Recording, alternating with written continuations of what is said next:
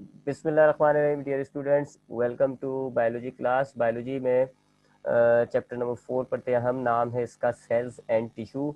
और कल की क्लास में जो हमने टॉपिक स्टार्ट किया था वो था स्ट्रक्चर ऑफ सेल। हमने सेल के स्ट्रक्चर को स्टडी करना शुरू किया है जी। हम सेल के बेसिक पार्ट्स पढ़ते हैं। तो हमने कल की जो क्लास की थोड़ा सा उसको रिवाइज करते हुए आगे बढ़ते हैं जी। मैंने आपको बताया कि एनिमल्स के सेल में 3 बेसिक पार्ट होते हैं, सेल मेम्ब्रेन, साइटोप्लाज्म और न्यूक्लियस। जबकि प्लांट, एल्गी, बैक्टीरिया और फंगस के सेल में इन 3 पार्ट्स के अलावा 14 पार्ट भी मौजूद होता है, जिसको आप कहते हो सेल वॉल। सेल, अगर हम प्लांट, एल्गी, बैक्टीरिया और फंगस के सेल की बात करें तो सबसे आउटर स्ट्रक्चर सेल वॉल होता है, और फिर सेल मेम्ब्रेन, साइटोप्लाज्म और न्यूक्लियस। सेल मेम्ब्रेन क्या होता है? जो बाउंड्री होती है सेल की, उसको आप सेल मेम्ब्रेन कहते हो। फिर बीच में जो गोल बॉडी पाई जा रही होती है, that is called nucleus. Plant में ये मौजूद न्यूक्लियस साइड में होता है प्लांट में। और फिर सेल मेम्ब्रेन और न्यूक्लियस के बीच में जितना भी सेल का पोर्शन, रिमेनिंग पोर्शन जो होता है, उसको आप कहते हो साइटोप्लाज्म। तो हमने इन चारों पार्ट्स को पढ़ना होगा, सेल वॉल को, सेल मेम्ब्रेन को, फिर न्यूक्लियस को, फिर आखिर में हम पढ़ेंगे साइटोप्लाज्म। फिर हमने कल की क्लास में सेल वॉल को स्टडी किया था। सेल वॉल के बारे में मैंने आपको बताया कि पहली बात कि ये प्लांट, एल्गी, बैक्टीरिया और फंगस के सेल में होता है, एनिमल के सेल में ये नहीं होता। उसके बाद ये आपको बताया गया है कि ये बिल्कुल आउटर मोस्ट पार्ट होता है प्लांट वगैरह के सेल में। जो बिल्कुल बाहर वाला स्ट्रक्चर है वो सेल वॉल होता है, और उसके बाद फिर आ रही होती है सेल मेम्ब्रेन। जबकि एनिमल में सेल वॉल नहीं होती, डायरेक्ट सेल मेम्ब्रेन होती है।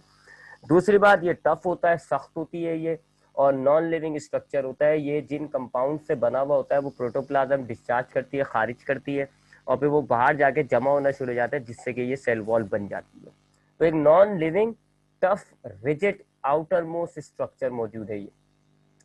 उसके बाद इसके फंक्शंस के बारे में बताया था मैंने आपको कि ये आपके प्लांट सेल को शेप प्रोवाइड करता है, उसको सपोर्ट करता है, उसकी प्रोटेक्शन करता है, और फिर सेल के अंदर जो चीज़ों की आना और जाना होता है उसको कंट्रोल करता होता है।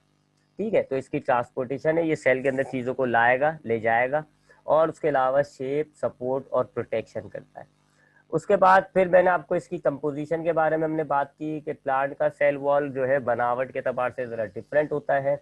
प्लांट के सेल वॉल में हमें सेल्यूलोज, हेमीसेल्यूलोज और पैक्टिन मिलते हैं। ये तीनों कार्बोहाइड्रेट्स होते हैं, और प्लांट का सेल वॉल इन 3 किस्म के कार्बोहाइड्रेट से बना हुआ होता है।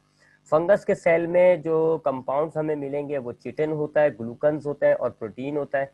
चिटिन और ग्लूकन्स जो है वो कार्बोहाइड्रेट होते हैं, जबकि प्रोटीन तो प्रोटीन होता है। और बैक्टीरिया के सेल वॉल में हमें एक स्पेशल कंपाउंड मिलता है, उसको हम कहते हैं पेप्टाइडोग्लाइकन। ये कार्बोहाइड्रेट और प्रोटीन दोनों से मिलके बना हुआ होता है ये कंपाउंड। तो तीनों का सेल वॉल जो होता है, जगह तो एक ही है तीनों की, बिल्कुल आउटर मोस्ट स्ट्रक्चर होगा बाहर बिल्कुल सेल के मौजूद, लेकिन उसकी बनावट में फर्क होता है।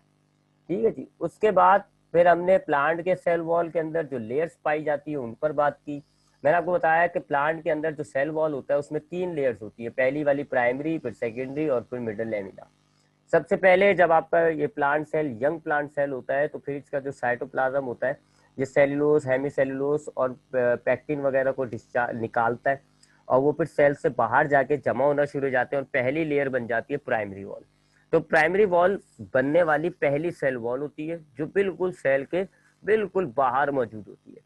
फिर तमाम सेल नहीं, कुछ सेल्स जो होते हैं जिनमें सख्ती होती है, कुछ सेल्स जो है वो क्या करते हैं जी, प्राइमरी वॉल के बाद अंदर की तरफ एक और लेयर बनाते हैं।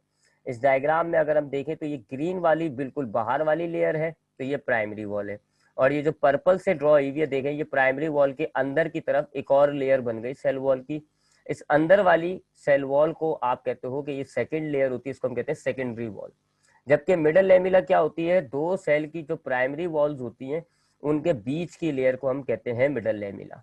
तो दो बराबर बराबर के जो सेल्स होंगे उनका प्राइमरी वॉल एक दूसरे से नहीं जुड़ा हुआ होगा, बल्कि बीच में थोड़ी सी स्पेस होगी, और उस स्पेस को हम मिडल लेमिला कहते हैं, जो कि सेल्यूलोस और पैक्टिन से बनी हुई होती है। तो प्लांट में 3 सेल वॉल्स हो जाती हैं, 3 सेल वॉल की लेयर्स होती हैं। उसके बाद प्लाज्मोडेस्माटा की बात की थी मैंने कि हमारे पास जब ये सेल वॉल बन रहा होता है तो कुछ जगहों पर सेल वॉल का मटेरियल डिपॉजिट नहीं होता, जिससे वहां सेल वॉल नहीं बनती और वहां सुराख रह जाते हैं।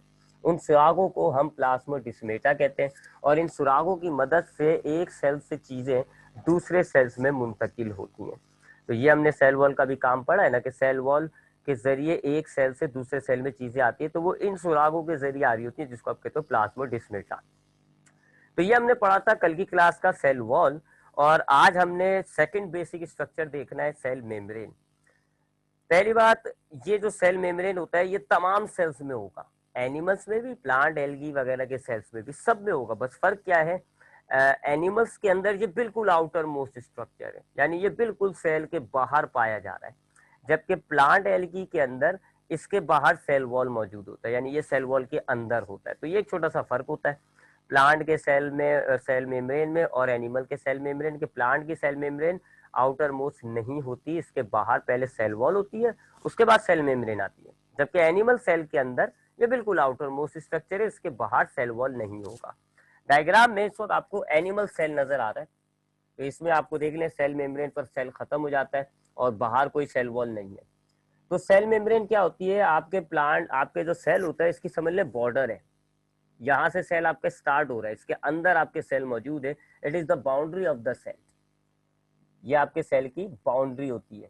इसके काम की बात करें तो इसका काम बड़ा इंपॉर्टेंट और बहुत ही काम का होता है। एक तो ये आपके साइटोप्लाज्म की हिफाजत कर रहा होता है, इसलिए आपके सेल को पैक किया हुआ है, आपके सेल के अंदर जितनी भी चीजें हैं, न्यूक्लियस और ऑर्गेनल्स और साइटोप्लाज्म, वो इस सेल मेम्ब्रेन के अंदर है, और इस सेल मेम्ब्रेन ने आपके पूरे सेल को पैक करके ना सिर्फ उसकी हिफाजत कर रहा है, प्रोटेक्शन कर रहा है, आपके सेल को शेप भी दे रहा होता है, बल्कि इसके साथ साथ आपके सेल के अंदर चीजों का आना और जाना होता है, उसको कंट्रोल करता है। कौन सी चीजें, जाहिर बात है हर चीज आपके सेल के अंदर नहीं आनी चाहिए, कुछ चीजें आपके सेल के लिए बुरी होती है, नुकसानदेह होती हैं, तो ये उन चीजों को रोकेगा, उनको नहीं आने देता। और कुछ चीज आपके सेल के अंदर है, जाया खराब है, उनको बाहर निकलना होता है, तो उनको ये रिमूव करता है। तो that cell membrane control the transportation of within and out of the cell. तो ये सेल मेम्ब्रेन आपके सेल के अंदर किन चीजों को आना चाहिए, किन चीजों को जाना चाहिए, इन चीजों को कंट्रोल कर रहा होता है।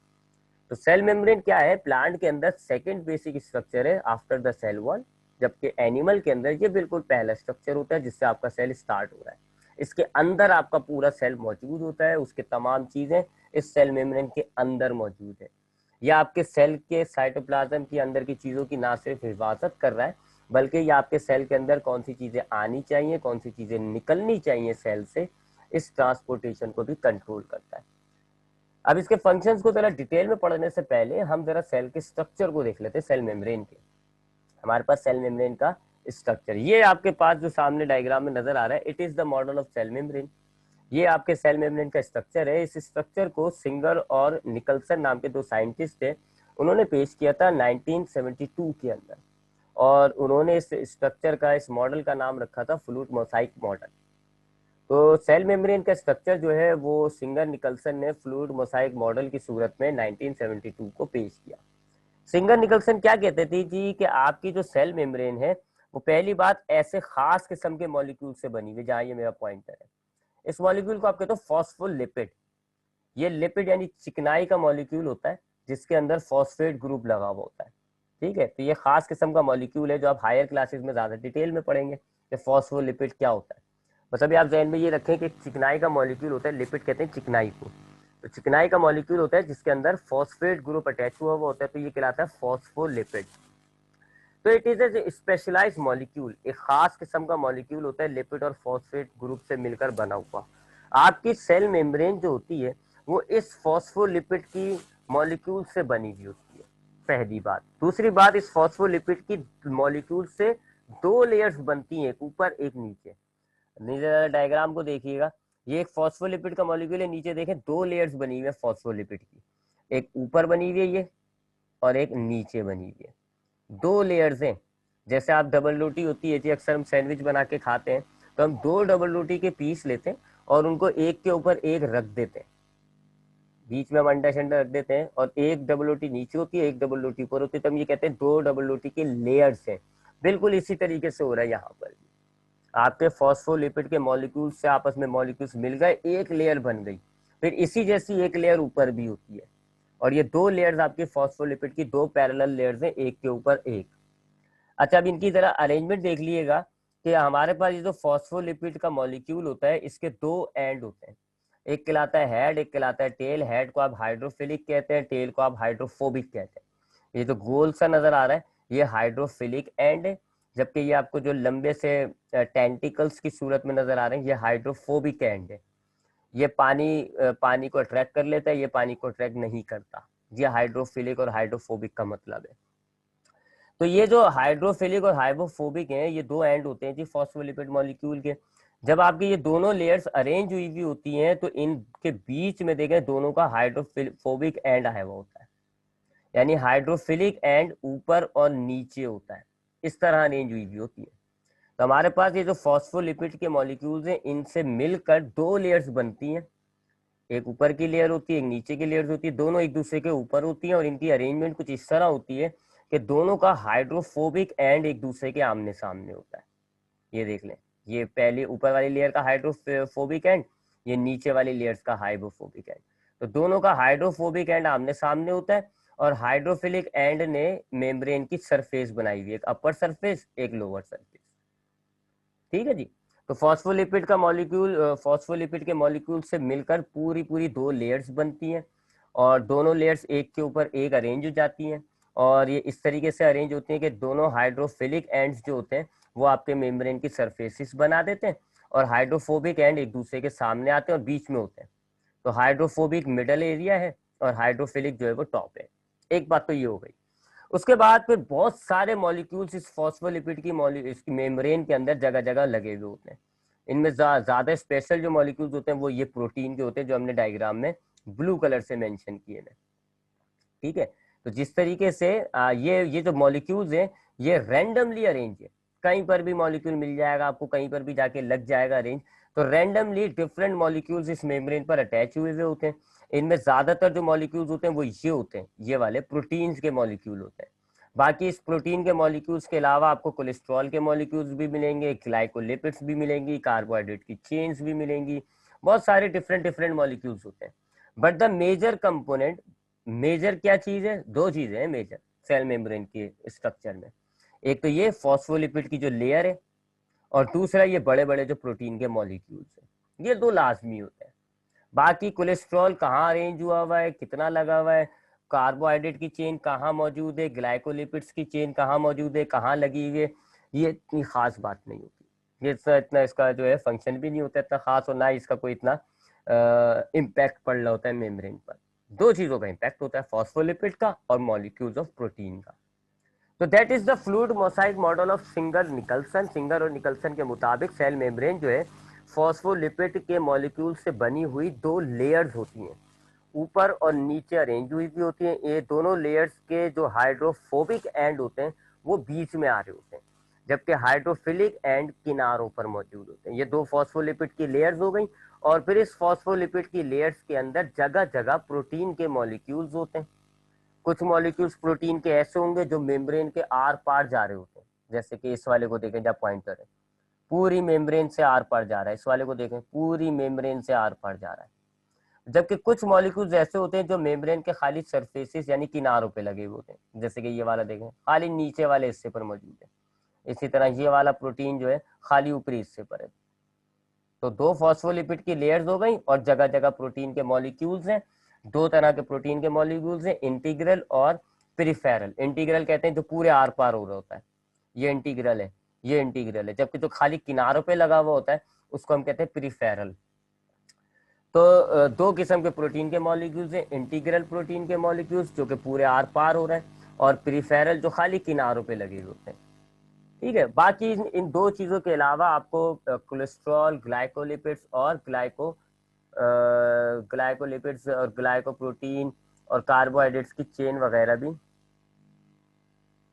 कहाँ है पिंक कलर, ये पिंक कलर कह रही हैं आप, ये ये कोलेस्ट्रॉल के मॉलिक्यूल्स हैं। मैंने कहा है ना खाली प्रोटीन और फॉस्फोलिपिड के अलावा दूसरे मॉलिक्यूल्स भी होते हैं, कोलेस्ट्रॉल, ग्लाइकोलिपिड, ग्लाइकोप्रोटीन। ठीक है, दूसरे मॉलिक्यूल्स भी होते हैं मौजूद, लेकिन उनका कोई इतना इम्पैक्ट नहीं होता। असल चीज जो है प्रोटीन के सेल मेम्ब्रेन के स्ट्रक्चर में वो फॉस्फोलिपिड है और प्रोटीन के मॉलिक्यूल्स है। ठीक है। तो सेल मेम्ब्रेन का ये स्ट्रक्चर हो गया फ्लूइड मोसाइक मॉडल, दो फॉस्फोलिपिड से बनी हुई लेयर्स जिनमें जगह जगह प्रोटीन के मॉलिक्यूल्स। अगर प्रोटीन के मॉलिक्यूल्स पूरी मेम्ब्रेन के आर पार हैं तो इंटीग्रल प्रोटीन, और अगर प्रोटीन के मॉलिक्यूल खाली सरफेसिस पर किनारों पर मौजूद है तो पेरिफेरल प्रोटीन। और इन दो चीजों के अलावा और भी चीजें हैं, जैसे आपको ग्रीन कलर में जो नजर आ रहा है वो ग्लाइकोलिपिड की चेन है, पिंक कलर में जो नजर आ रहा है वो कोलेस्ट्रॉल है, और भी दूसरे मॉलिक्यूल्स अटैच हुए हुए होते हैं, लेकिन वो इतनी खास उनकी रैंडम अरेंजमेंट होती है, कहीं पर भी लग जाते हैं वो, और उसका कोई इतना खास इम्पैक्ट नहीं होता। मेन चीज जो है वो दो चीजें, फॉस्फोलिपिड की लेयर और प्रोटीन के मॉलिक्यूल। ये हो गया आपके पास सिंगर और निकलसन का फ्लूइड मोसाइक मॉडल। अब हम आगे बढ़ते हैं जी।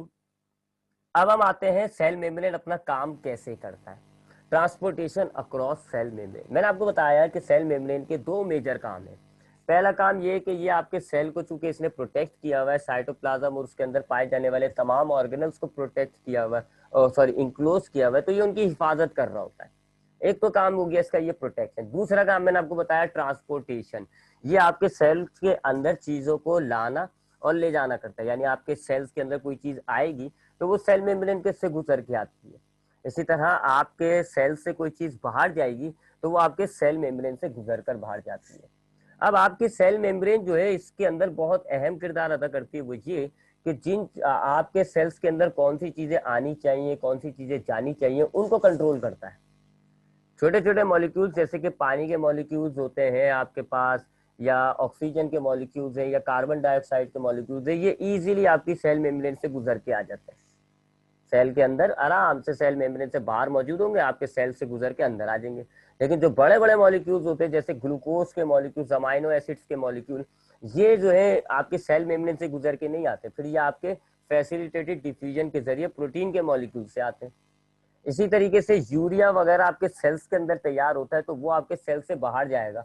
अब जब वो बाहर से अंदर आने लगेगा तो वो बड़ा मॉलिक्यूल है, सेल मेम्ब्रेन उसको अलाउ नहीं करेगा। उसको इंटीग्रल प्रोटीन से जाना होगा, इंटीग्रल प्रोटीन से भी नहीं जाता। तो ये आपकी ट्रांसपोर्टेशन जो है सेल मेम्ब्रेन के जरिए जो हो रही होती है, सेल मेम्ब्रेन इसको बहुत ही चेक एंड बैलेंस रखता है। अभी आप देखिएगा कि सेल मेम्ब्रेन किस तरीके से चीजों को अपने अंदर से आना दे जाना कर रहा है।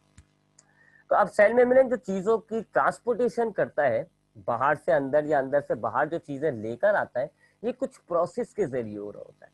बहुत सारे प्रोसेस होते हैं जिनके जरिए सेल जो है अपने अंदर ट्रांसपोर्टेशन कर रहा होता है। सेल मेम्ब्रेन जो है वो सिलेक्टिव परमिएबल होती है, जिसको मैं अभी आपको एक्सप्लेन कर रहा हूँ कि कुछ चीजों को अलाउ कर देगी अपने अंदर से जाने को। Carbon dioxide, oxygen gas, water molecule, ये जो मॉलिक्यूल्स हैं ये सेल मेम्ब्रेन में से गुजर के दूसरी तरफ चले जाएंगे। लेकिन जो बड़े मॉलिक्यूल्स होंगे, ग्लूकोज, अमाइनो एसिड, वो नहीं गुजर सकते। सोडियम होगा, पोटेशियम होगा, वो इसमें से नहीं गुजर सकते। तो ऐसा जो मेम्ब्रेन होता है जिसके अंदर कुछ आपकी चीजें आर पार हो जाए, कुछ आपकी चीजें ना जा पाए, उनको आप कहते हो सिलेक्टिव परमिएबल। जैसे आपने देखा है ना, चाय की पत्ती की छन्नी होती है, वो सिलेक्टिव परमिएबल है, सिर्फ चाय गुजर जाती है, पत्ती नहीं गुजरती, पत्ती को रोक लिया जाता है। तो that is the nature of cell membrane. हमारी सेल मेम्ब्रेन का भी इसी तरह का नेचर होता है।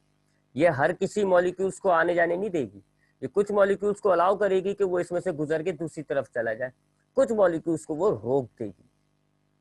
ठीक है, तो इस तरह का नेचर जो होता है हम कहते हैं इसको सिलेक्टिव परमिएबल। सेल मेम्ब्रेन हमारी सिलेक्टिव परमिएबल होती है। कुछ मॉलिक्यूल्स जो है वो सेल मेम्ब्रेन से गुजर कर दूसरी तरफ चले जाएंगे, कुछ मॉलिक्यूल्स हमारे सेल मेम्ब्रेन से गुजर के दूसरी तरफ नहीं जाते। अब वो नहीं जाते, अगर उनको चाहिए होगा तो वो दूसरा प्रोसेस होता है कोई, जिसके जरिए वो जाते हैं। तो एक बात, हमारे सेल मेम्ब्रेन जो है सिलेक्टिव परमिएबल होती है, कुछ मॉलिक्यूल्स को अलाउ करेगी, कुछ मॉलिक्यूल्स को अलाउ नहीं करती। इस तरीके से सेल मेम्ब्रेन हमारे जो ट्रांसपोर्टेशन होता है उसको चेक एंड बैलेंस रखता है, ताकि हमारे पास सेल के अंदर काम की ही चीजें आए, सेल से बाहर काम की चीजें ही जा पाए। हर ये नहीं हो कि जी जो आपको जरूरत नहीं है वो चीजें भी आपके सेल के अंदर आ रही हो। ठीक है, तो इस तरीके से कंट्रोल करता है। तो अब सेल मेम्ब्रेन जब चीजों की ट्रांसपोर्टेशन कर रहा होता है तो वो बहुत सारे प्रोसेस के जरिए कर रहा होता है। उनमें से चंद प्रोसेस को अब हम डिस्कस करने जा रहे हैं। पहले हम जरा इन प्रोसेस को देख लेते हैं, ये प्रोसेस है क्या, उसके बाद देखेंगे फिर सेल मेम्ब्रेन इन प्रोसेस के जरिए किस तरह ट्रांसपोर्टेशन कर रहा है। अब इसमें जो पहला प्रोसेस हमें समझना है वो है पैसिव ट्रांसपोर्ट। हमें जो प्रोसेस देखने होंगे वो कौन कौन से होंगे? अभी पैसिव ट्रांसपोर्ट, इसकी दो टाइप होती है, डिफ्यूजन, ऑस्मोसिस। फिर एक्टिव ट्रांसपोर्ट देखेंगे, फैसिलिटेटेड डिफ्यूजन देखेंगे। ठीक है, उसके बाद देखेंगे कि ये सारे जो प्रोसेस है सेल मेम्ब्रेन कैसे कर रहा है और किस प्रोसेस के जरिए कौन सा मॉलिक्यूल आ रहा है। सबसे पहले हम बात करते हैं पैसिव ट्रांसपोर्ट की। पैसिव ट्रांसपोर्ट कहते हैं अगर मूवमेंट ऑफ मॉलिक्यूल्स हो हाई कंसंट्रेशन से लो कंसंट्रेशन की तरफ। हाई कंसेंट्रेशन कहते हैं जहां पर मॉलिक्यूल्स की तादाद, चीजों की तादाद ज्यादा हो, और लो कंसेंट्रेशन कहते हैं जहां पर मॉलिक्यूल्स या चीजों की तादाद कम हो। हाई मतलब ज्यादा, लो मतलब कम।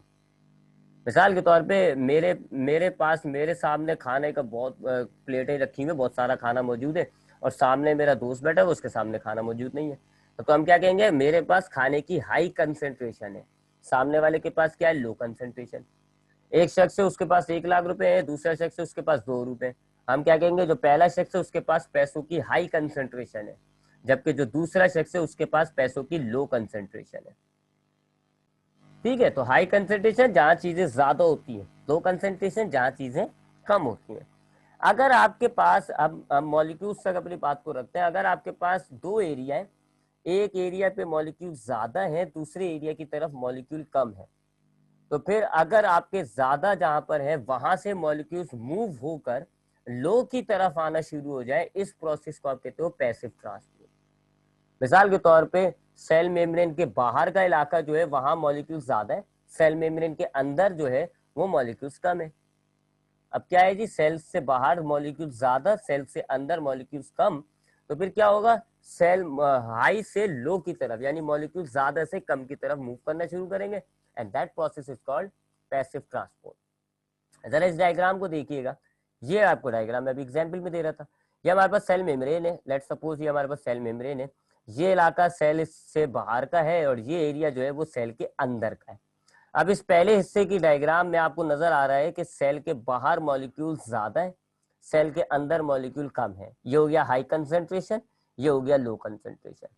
फिर क्या हुआ जी, मॉलिक्यूल्स जो है हाई कंसेंट्रेशन से देखें लो कंसेंट्रेशन की तरफ मूव होना शुरू हो गए। अभी आपके मॉलिक्यूल्स गुजर गुजर के जहां ज्यादा है वहां से कम की तरफ आ रहे हैं, और फिर थोड़ी देर बाद क्या होगा कि आपके मॉलिक्यूल्स बाहर और अंदर दोनों तरफ बराबर हो जाएंगे, और ये मूवमेंट रुक जाएगी, क्योंकि अब कोई हाई और लो कंसेंट्रेशन नहीं है, अब इक्वल कंसेंट्रेशन है, दोनों तरफ बराबर बराबर है, तो फिर कैसे मूव होगा, नहीं होगा। ये जो मूवमेंट हुई है इसको आप कहते हो passive transport, movement of molecules from high concentration to low concentration. Common example से अगर हम समझे, तो मेरे पास 1 लाख रुपए, आपके पास 0 रुपए, मैं हाई कंसेंट्रेशन, आप लो कंसेंट्रेशन, मैंने आपको 50,000 दे दिए। क्या हुआ है ये, मूवमेंट ऑफ पैसा from high concentration to low concentration. मेरे पास ज्यादा थे, आपके पास कम थे, मैंने आपको देना शुरू करे, देता रहा देता रहा देता रहा, अब आपके पास भी 50,000 आ गए, मेरे पास भी 50,000 आ गए, अब हम दोनों बराबर हो गए, अब मूवमेंट रुक जाएगी, अब मूवमेंट रुक जाएगी। This is called passive transport, movement of molecules from high concentration to low concentration. उसके बाद ये जो पैसिव ट्रांसपोर्ट में मूवमेंट होती है, यानी कि हाई कंसेंट्रेशन से मॉलिक्यूल्स जो लो कंसेंट्रेशन की तरफ जा रहे होते हैं, इस दौरान कोई एनर्जी नहीं लगती, ये ऑटोमेटिक मूवमेंट हो रही होती है, कोई एनर्जी की जरूरत नहीं होती, बगैर एनर्जी के ये मूवमेंट हो जाती है, कोई आप एनर्जी नहीं लगाते। इसको आप कहते हो पैसिव ट्रांसपोर्ट। पैसिव ट्रांसपोर्ट की दो टाइप्स होती है, एक कहलाती है डिफ्यूजन और दूसरी कहलाती है ऑस्मोसिस। पहले हम इसको केमिस्ट्री के एतबार से समझते हैं। डिफ्यूजन और ऑस्मोसिस केमिस्ट्री के एतबार से थोड़े से डिफरेंट होते हैं, और बायोलॉजिकल पॉइंट ऑफ व्यू से ये थोड़े से डिफरेंट होते हैं। तो पहले हम इसको केमिस्ट्री के एतबार से समझते हैं जी। डिफ्यूजन क्या होता है, बिल्कुल पैसिव ट्रांसपोर्ट, ये है तो पैसिव ट्रांसपोर्ट की टाइप, याद रखिएगा, ये दोनों पैसिव ट्रांसपोर्ट की टाइप है, यानी दोनों के अंदर मॉलिक्यूल्स कैसे मूव करेंगे, from high concentration to low concentration, और दोनों में कोई एनर्जी नहीं लगती। बस थोड़ा सा फर्क है, मेम्ब्रेन है या मेम्ब्रेन नहीं है का, बीच में मेम्ब्रेन है या बीच में मेम्ब्रेन नहीं है, सिर्फ इतनी सी चीज का फर्क है। ठीक है, तो बाकी ये है दोनों चूंकि पैसिव ट्रांसपोर्ट, तो दोनों के अंदर क्या होगा जी, movement of molecules from high concentration to low concentration, और कोई एनर्जी नहीं चाहिए होगी। अब डिफ्यूजन क्या होता है जी, इसमें अगर आपके पास जो हाई कंसेंट्रेशन और लो कंसेंट्रेशन के एरिया है, इनके बीच में कोई मेम्ब्रेन ना हो, कोई मेम्ब्रेन ना हो, आपके ये दोनों एरिया जो है आपस में जुड़े हुए हो एक लिहाज से, और बीच में कोई इनको अलग करने के लिए बीच में मेम्ब्रेन नहीं हो, तो फिर अगर पैसिव ट्रांसपोर्ट होती है तो उसको आप कहते हो डिफ्यूजन। मिसाल के तौर पे अगर आपके पास एक पानी का गिलास है और उसमें आप रेड इंक डाल दें एक तरफ, अब ये रेड इंक के मॉलिक्यूल्स है जो कि अभी इस तरफ ज्यादा है, ये हाई कंसेंट्रेशन हो गई, और बाकी हिस्से की तरफ नहीं है, ये लो कंसेंट्रेशन हो गई। अब क्या होगा जी, हाई कंसेंट्रेशन से मॉलिक्यूल्स लो कंसेंट्रेशन की तरफ मूव करना शुरू करेंगे, ये मॉलिक्यूल्स फैलना शुरू हो जाएंगे, फैलते फैलते पूरे पानी के मॉलिक्यूल्स में इवनली डिस्ट्रीब्यूट हो जाएंगे, और आपका पूरा पानी जो है वो लाल कलर का हो जाएगा। ये क्या हुई है जी, ये हाई कंसेंट्रेशन से मॉलिक्यूल्स मूव हो गए टूवर्ड्स द लो कंसेंट्रेशन। देख लें जहां मॉलिक्यूल्स नहीं थे वहां पर भी आ गए, कोई एनर्जी नहीं लगी, बीच में कोई मेम्ब्रेन भी नहीं है, दोनों दोनों एरिया को सेपरेट करने के लिए कोई मेम्ब्रेन आपके पास नहीं है, इसको आप कहते हो डिफ्यूजन। तो डिफ्यूजन क्या होती है, movement of molecules from high concentration to low concentration, और उसमें आपके पास कोई सेल मेम्ब्रेन, कोई मेम्ब्रेन बीच में ना हो जो आपके इन एरियाज को डिफरेंट करे, इन एरियाज को अलग अलग करे, इसको आप कहते हो डिफ्यूजन। जबकि ऑस्मोसिस क्या होती है, ऑस्मोसिस क्या होती है, बिल्कुल पैसिव ट्रांसपोर्ट है, तो पैसिव ट्रांसपोर्ट की टाइप, इसमें भी डिफ्यूजन की तरह हाई कंसेंट्रेशन से लो कंसेंट्रेशन मॉलिक्यूल्स मूव होंगे, इसमें भी कोई आपको एनर्जी नहीं चाहिए, बस फर्क क्या है, बीच में मेम्ब्रेन होती है। हाई कंसेंट्रेशन और लो कंसेंट्रेशन के दरमियान बीच में क्या मौजूद होगी, मेम्ब्रेन मौजूद होगी। अब जरा इस डायग्राम को देखें, ये आपके पास एक बीकर है, इसके अंदर पानी भर रखा है, ये बीच में जो डॉटेड लाइन है ये मेम्ब्रेन है। अब ये वाला जो पानी है इसमें मॉलिक्यूल्स आपने यानी नमक वगैरह के जो मॉलिक्यूल्स है वो कम डाले हैं, इसमें ज्यादा डाले हैं। अब ये मॉलिक्यूल्स की तादाद देख लीजिए, आप पानी की तादाद देखें जरा, यहाँ पानी ज्यादा है, लेफ्ट साइड पे पानी की कंसेंट्रेशन ज्यादा है, राइट साइड पे पानी की कंसेंट्रेशन जो है वो कम है। फिर क्या होगा जी, पानी मूव करता है हाई कंसेंट्रेशन से लो कंसेंट्रेशन की तरफ, और अब आप देखें जी राइट साइड पे पानी की मिकदार ज्यादा हो गई। ये क्या हुआ जी, movement of molecules from high concentration to low concentration, बिल्कुल पैसिव ट्रांसपोर्ट डिफ्यूजन की तरह, बस एक मामूली सा फर्क, बीच में मेम्ब्रेन मौजूद है। तो ये पैसिव ट्रांसपोर्ट, और उसकी दो टाइप्स होती है। पैसिव ट्रांसपोर्ट क्या होता है, अगर मॉलिक्यूल्स हाई कंसेंट्रेशन से लो कंसेंट्रेशन की तरफ मूव करते हैं और इस दौरान कोई एनर्जी नहीं लगती, इसको आप कहते हो पैसिव ट्रांसपोर्ट। इसकी दो टाइप होती है, अगर मॉलिक्यूल्स जब मूव हो रहे हैं तो बीच में मेम्ब्रेन नहीं है तो ये डिफ्यूजन है, बीच में मेम्ब्रेन मौजूद है तो ये ऑस्मोसिस है। तो डिफ्यूजन में क्या होता है, मॉलिक्यूल्स जो है वो हाई कंसेंट्रेशन से लो कंसेंट्रेशन की तरफ जाते हैं, बीच में कोई मेम्ब्रेन नहीं होती। और ऑस्मोसिस क्या होता है, मॉलिक्यूल्स हाई कंसेंट्रेशन से लो कंसेंट्रेशन की तरफ जाते हैं लेकिन बीच के अंदर मॉलिक्यूल्स होते हैं, ओ सॉरी मेम्ब्रेन बीच में मौजूद होती है। अब ये जो डिफ्यूजन ऑस्मोसिस की मैंने आपको डेफिनेशन समझाई, ये थी according to the chemistry point of view. Biological point of view से थोड़ा सा फर्क रखा हुआ है हमने इसके अंदर, दोनों के अंदर। बायोलॉजिकल पॉइंट ऑफ व्यू से डिफ्यूजन और ऑस्मोसिस में हमने फर्क रखा है, वो ये कि अगर आपके पास दोनों एक ही चीज है, डिफ्यूजन और ऑस्मोसिस दोनों में, दोनों पैसिव ट्रांसपोर्ट की टाइप है। बायोलॉजी में पैसिव ट्रांसपोर्ट आप उसे ही कहते हो कि जी मॉलिक्यूल्स अगर हाई कंसेंट्रेशन से लो कंसेंट्रेशन की तरफ जा रहे होते, एनर्जी नहीं लग रही होती, इसी को आप पैसिव ट्रांसपोर्ट कहते हैं। इसकी दो टाइप ही है, डिफ्यूजन और ऑस्मोसिस। फर्क क्या है, बायोलॉजी में हम कहते हैं डिफ्यूजन अगर गैस या सॉलिड के मॉलिक्यूल्स, नॉट लिक्विड, पानी छोड़ के, पानी को छोड़ के अगर आपके पास गैस या सॉलिड के मॉलिक्यूल ज्यादा हैं, वहां से कम की तरफ जा रहे हैं, भले बीच में मेम्ब्रेन हो ना हो भले बीच में मेम्ब्रेन हो ना हो, अगर गैस और सॉलिड के मॉलिक्यूल्स ट्रांसपोर्ट हो रहे हैं, इसको आप कहोगे डिफ्यूजन। जबकि बायोलॉजिकल पॉइंट ऑफ व्यू से ऑस्मोसिस होती है जी मूवमेंट ऑफ वाटर। बस इतना सा फर्क है, ठीक है। तो बायोलॉजिकल पॉइंट ऑफ व्यू से अगर हम बात करें तो पहले पैसिव ट्रांसपोर्ट रिवाइज करें। पैसिव ट्रांसपोर्ट क्या होता है, बायोलॉजिकल पॉइंट ऑफ व्यू से पैसिव ट्रांसपोर्ट होता है अगर मॉलिक्यूल्स हाई कंसेंट्रेशन से लो कंसेंट्रेशन की तरफ जा रहे हो और कोई एनर्जी ना लग रही हो, इसको आप कहते हो पैसिव ट्रांसपोर्ट। इसकी दो टाइप्स होती हैं, डिफ्यूजन, ऑस्मोसिस।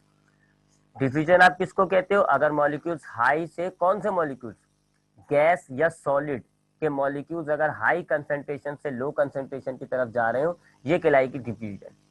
और अगर पानी के मॉलिक्यूल्स हाई कंसेंट्रेशन से लो कंसेंट्रेशन की तरफ जा रहे हो तो ये कहलाएगी ऑस्मोसिस। सिर्फ इतना सा फर्क रखिएगा ध्यान में, बाकी मेम्ब्रेन दोनों में हो ना हो कोई फर्क नहीं पड़ता। ऑस्मोसिस में तो लाजमी होगी, डिफ्यूजन में होती भी है नहीं भी होती कोई फर्क नहीं पड़ता, ऑस्मोसिस में लाजमी होगी।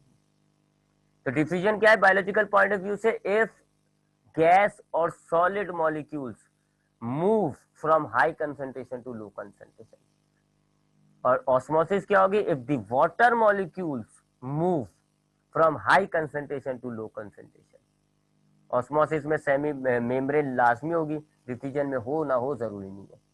अब सेल मेम्ब्रेन में ये देखो दोनों प्रोसेस कैसे हो रहे होते हैं जी, डिफ्यूजन और ऑस्मोसिस। ये आपके, ये जो आपके फॉस्फोलिपिड की लेयर डायग्राम आप देखें नजर आ रही होगी, ये फॉस्फोलिपिड की लेयर है। अब ये आपके पास ये फॉस्फोलिपिड की ऊपर एक लेयर आ गई, ये दूसरी लेयर आ गई, ये दो फॉस्फोलिपिड की मॉलिक्यूल्स की लेयर्स हैं, इनके बीच में गैप होता है, थोड़ा थोड़ा सा गैप होता है। तो छोटे छोटे जो मॉलिक्यूल्स होते हैं, जैसे कि गैस के मॉलिक्यूल्स, ऑक्सीजन के, कार्बन डाइऑक्साइड के, या कुछ सॉलिड है, छोटा सा सिंपल से सॉलिड्स हैं, या पानी के मॉलिक्यूल्स हैं, वो इस गैप से गुजर जाते हैं। जहां पर ज्यादा होंगे, सपोज करें नीचे ज्यादा है, देखिए डायग्राम में आपको नजर आ रहा है, नीचे कंसेंट्रेशन ज्यादा है, ऊपर कम है, तो ये हाई कंसेंट्रेशन हो गया नीचे, लो ऊपर हो गया लो। अब ये पानी और ये जो गैस के मॉलिक्यूल्स है, हाई कंसेंट्रेशन से लो कंसेंट्रेशन की तरफ चले जाएंगे।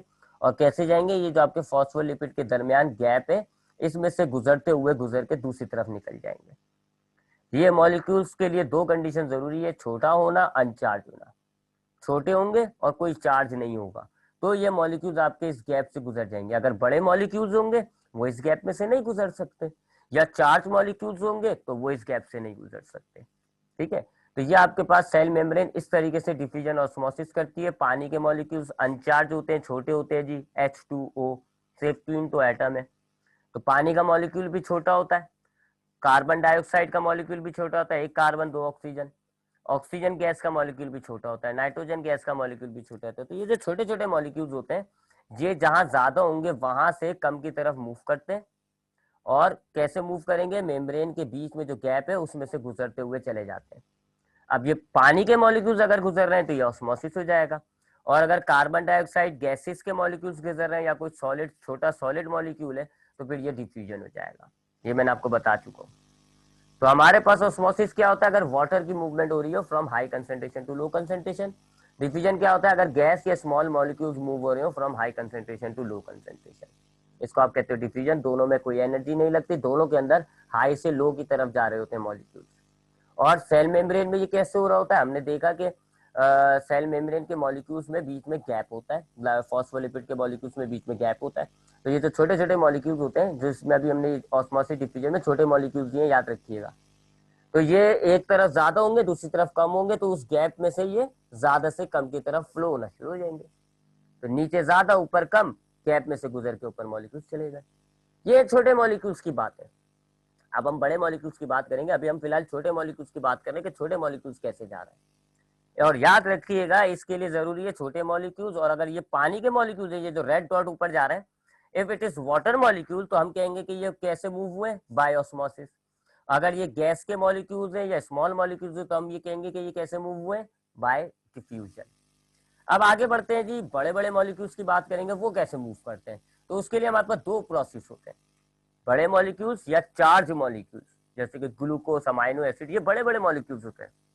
ग्लूकोज का फॉर्मूला होता है C6H12O6, बड़े बड़े मॉलिक्यूल्स है।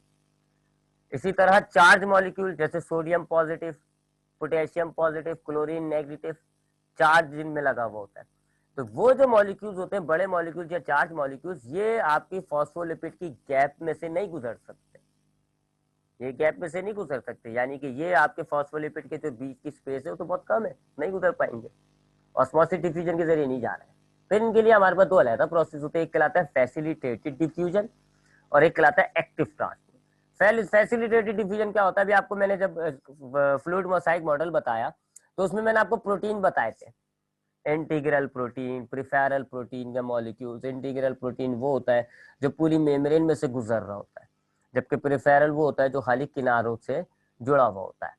हम इंटीग्रल प्रोटीन की बात कर रहे हैं। इस इंटीग्रल प्रोटीन को हम चैनल प्रोटीन भी कहते हैं, क्योंकि इनके अंदर एक रस्सा सा बना हुआ होता है। ये जो बड़े मॉलिक्यूल्स होते हैं, ये चूंकि फॉस्फोलिपिड के गैप में से नहीं गुजर सकते, चार्ज मॉलिक्यूल्स फॉस्फोलिपिड की लेयर्स में से नहीं गुजर सकते, वो इन चैनल प्रोटीन्स के जरिए जाते हैं। होता वही है मामला, हाई कंसेंट्रेशन से लो कंसेंट्रेशन की तरफ। ऊपर डायग्राम में देखें, ऊपर मॉलिक्यूल्स बहुत सारे हैं, नीचे बहुत कम है। हाई कंसेंट्रेशन ऊपर है, लो कंसेंट्रेशन नीचे है, तो आपके ये मॉलिक्यूल्स हाई से लो ही जा रहे होते हैं। लेकिन बस फर्क क्या है कि यहाँ पर मॉलिक्यूल्स जो जा रहे हैं from high concentration to low concentration, ये मेम्ब्रेन के अंदर जो लिपिड के फॉस्फोलिपिड की लेयर है उसमें से नहीं गुजर रहा है, इसमें एक मॉलिक्यूल से ये फैसिलिटेट हो रहा है, एक मॉलिक्यूल से ये फायदा उठा रहे हैं, एक मॉलिक्यूल्स की मदद से ये जा रहे हैं, प्रोटीन के मॉलिक्यूल्स की मदद से। इस तरह की डिफ्यूजन को हम कहते हैं फैसिलिटेटेड डिफ्यूजन। ये डिफ्यूजन ही हो गया क्योंकि मॉलिक्यूल्स जा रहे हैं हाई कंसेंट्रेशन से लो कंसेंट्रेशन की तरफ, है ना। सॉलिड के मॉलिक्यूल्स जा रहे हैं ना, ये सॉलिड के मॉलिक्यूल्स है, पानी तो आपका ऑस्मोसिस से जाता है। तो चूंकि ये सॉलिड के मॉलिक्यूल्स जा रहे हैं from high concentration to low concentration, इसके लिए इसके नाम में आपने डिफ्यूजन डाला हुआ है। लेकिन हम इसको फैसिलिटेटेड डिफ्यूजन क्यों कह रहे हैं? क्योंकि इसके लिए आपको एक प्रोटीन के मॉलिक्यूल्स की जरूरत है, उस प्रोटीन के मॉलिक्यूल के बगैर ये नहीं हो पाएगा, इसलिए इसको आप कहते हो फैसिलिटेटेड डिफ्यूजन।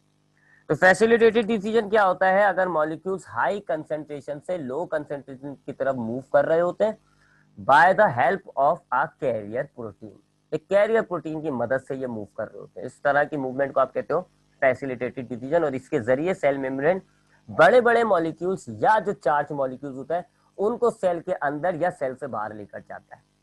उसके बाद आते हैं जी एक्टिव ट्रांसपोर्ट पर। यह भी एक ऐसा प्रोसेस है जिसके जरिए बड़े बड़े मॉलिक्यूल्स या चार्ज मॉलिक्यूल्स जो है वो आपके सेल मेम्ब्रेन के अंदर या बाहर आते हैं। एक्टिव ट्रांसपोर्ट आप कह सकते हो पैसिव ट्रांसपोर्ट का रिवर्स होता है।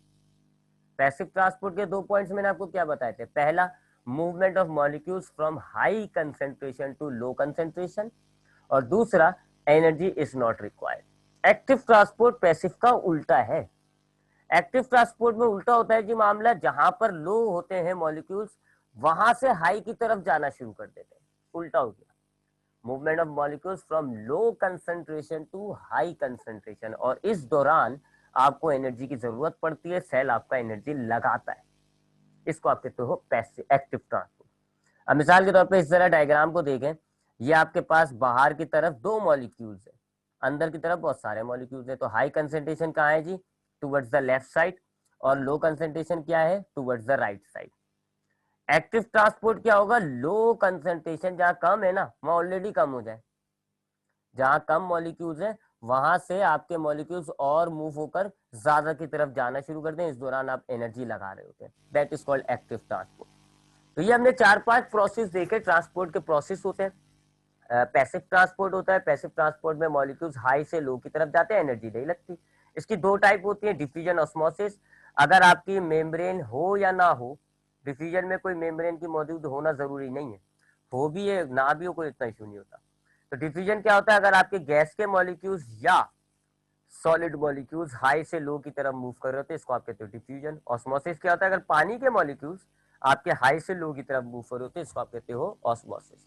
ऑस्मोसिस के लिए मेम्ब्रेन का होना जरूरी है, जबकि डिफ्यूजन बायोलॉजिकल सिस्टम्स के अंदर मेम्ब्रेन होती है और डिफ्यूजन हो रहा होता है, तो मेम्ब्रेन हो ना हो इतना कोई फर्क नहीं पड़ता। फिर फैसिलिटेटेड डिफ्यूजन। फैसिलिटेटेड डिफ्यूजन क्या होता है? जिसमें मॉलिक्यूल्स हाई से लो की तरफ मूव कर रहे होते हैं, लेकिन आपके पास इसमें एक प्रोटीन के मॉलिक्यूल्स की जरूरत होती है जिनको हम कैरियर प्रोटीन्स कहते हैं। उन प्रोटीन के मॉलिक्यूल्स के थ्रू जो है आपके मॉलिक्यूल्स ज्यादा से लो की तरफ मूव कर रहे होते हैं, इसको आप कहते हो फैसिलिटेटेड डिफ्यूजन। और एक्टिव ट्रांसपोर्ट क्या होता है? अगर मॉलिक्यूल्स लो कंसेंट्रेशन से हाई कंसेंट्रेशन की तरफ मूव करते हैं और इस दौरान एनर्जी चाहिए हो, एनर्जी लग रही होती है, तो that is called active transport. अब सेल मेम्ब्रेन इन 4 प्रोसेस के जरिए किस तरीके से ट्रांसपोर्टेशन करता है, उसके लिए हम जरा ये डायग्राम देखते हैं। ये 4 प्रोसेस जरा ध्यान में रख लिएगा। अब हमारे पास ये सेल मेम्ब्रेन है जी, ये आपके पास बीच में सेल मेम्ब्रेन आ गई, इसके तरफ एक ये एरिया हो गया, एक ये हो गया एरिया, इधर और इधर, ठीक है जी। अब आपके पास, मैं आपको वैसे तो बता चुका हूं, अगर आपके पास सिंपल मॉलिक्यूल्स होते हैं जैसे कि gases, oxygen gas, carbon dioxide gas, तो मैंने आपको बताया कि आपके गैसेस के मॉलिक्यूल्स छोटे होते हैं या आपके फॉस्फोलिपिड का जो गैप होता है उसमें से ये गुजर के दूसरी तरफ चले जाते हैं, इसको आप कहते हो डिफ्यूजन, क्योंकि ये गैसेस के मॉलिक्यूल्स जा रहे हैं। तो गैसेस के मॉलिक्यूल्स जो है वो आपकी मेम्ब्रेन से गुजरते हैं बाय डिफ्यूजन। और डिफ्यूजन कैसे हो रही होती है? फॉस्फोलिपिड के दरमियान जो गैप है उनमें से ये मॉलिक्यूल्स निकल जाते हैं, छोटे छोटे होते हैं, छोटे छोटे मॉलिक्यूल्स होते हैं।